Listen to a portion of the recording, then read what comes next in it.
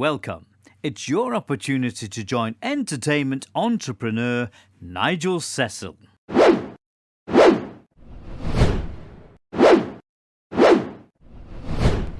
Hello, Chakabatties. It's a lovely day outside, isn't it? Day after the summer solstice. And Hilary wants me to pop back inside to chat with my friends in Equity, Nigel 32, all about Wangdocracy. So let's get out of the sun and see you inside. Because I wouldn't like to get affected by the sun when I'm chatting with all my Chakabutty friends in Equity. Thank you for joining me. Nigel Video 32 is about the Equity Committee elections which are going on at the moment, and we've had quite a number of emails, haven't we, Hilary?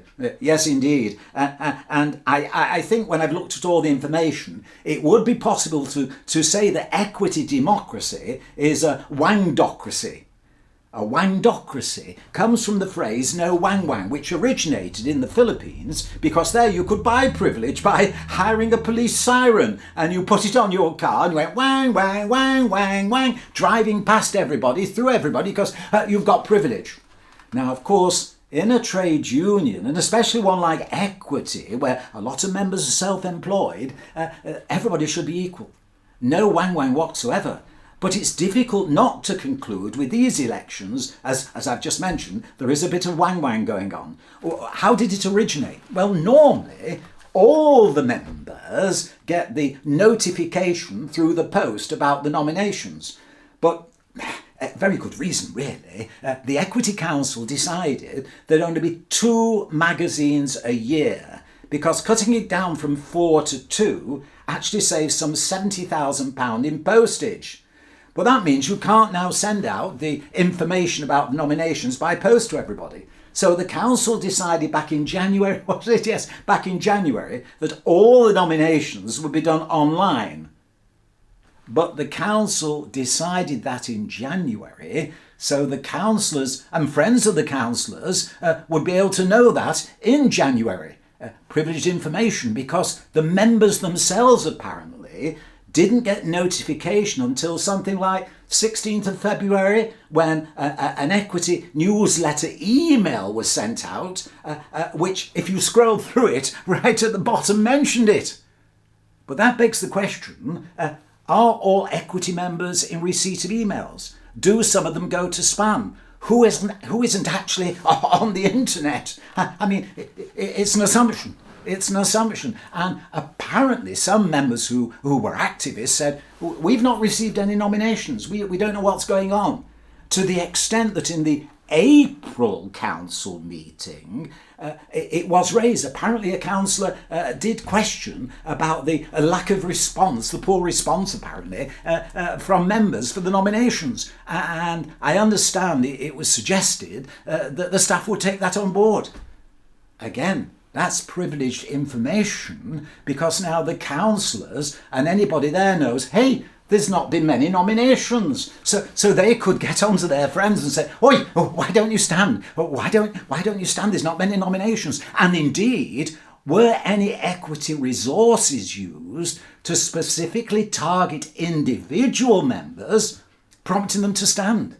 Because if that's the case, again, that's definitely a lot of wang-wang. But let's just have a look at how the process of voting and everything continued. Now, it should have continued by members receiving this booklet, 70-odd pages in size, inside the Equity Spring Summer magazine.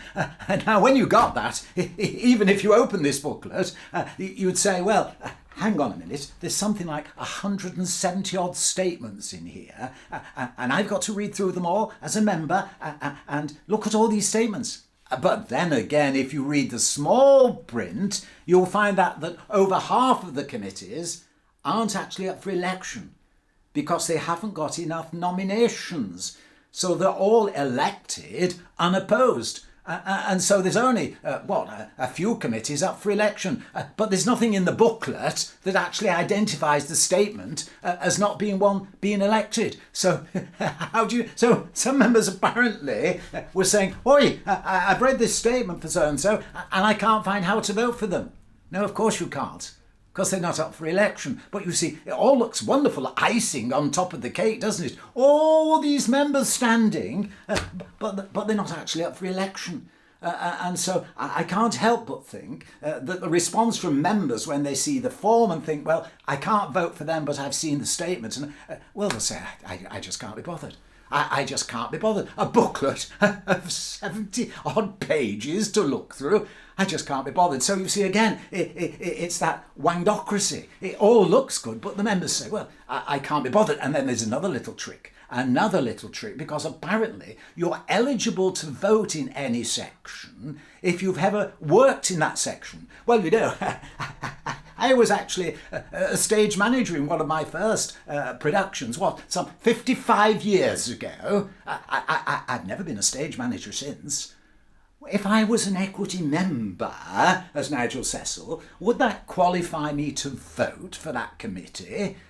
I think it undermines the credibility of the committee, don't you? But of course, you see, activists, well, they know how to interpret it, so they can actually vote for most things, whereas people who are not activists, members who are not activists, will probably say, oh no, well, I can't really vote for that. So again, it brings the question of the credibility of who's voting for what committee into raised hackles, doesn't it? Is it actually genuine?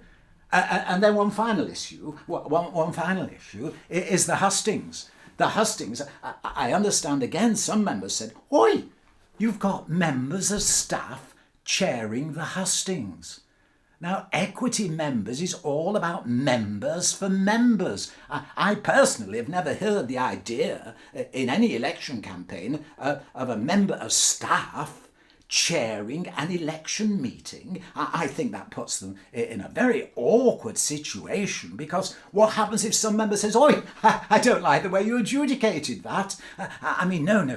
It really is a step too far. It really is a step too far. And I think some members will be curious as to why the Equity Council took that decision to allow members of staff to chair meeting of members, especially in an election process. Well, anyway, that's me got everything out of the way. So considering all that, it just seemed to me that there's a little bit of Wangdocracy in equity. Indeed, with so few members standing, my personal view is cancel the elections, cancel them all. Let's encourage more people to be involved in equity and let them all be elected. If they've had the jolly good decency to put their name forward in this situation, elect them all. Let's get rid of Wangdocracy. Everybody's equal. Everybody can be in. And yes, and I know my friends in Scotland, well, they've had a lot of Wangdocracy thrown at them, which leads me just to suggest one little question.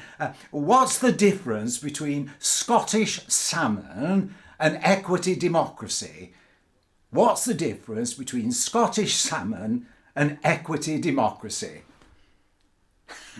Scottish salmon can be cured. Yes, indeed. And you can cure me, because the next video is going to be about the Equity magazine. We've had some emails about that, haven't we? Yes, indeed.